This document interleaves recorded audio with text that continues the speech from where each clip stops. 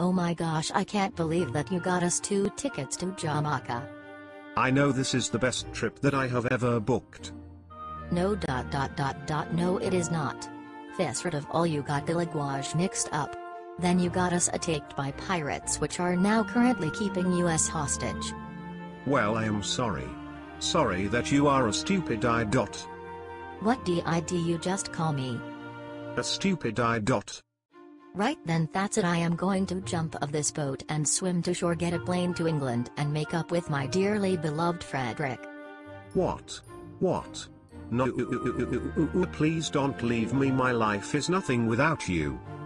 I know I have one thing to say to you. Get a life, loser. No.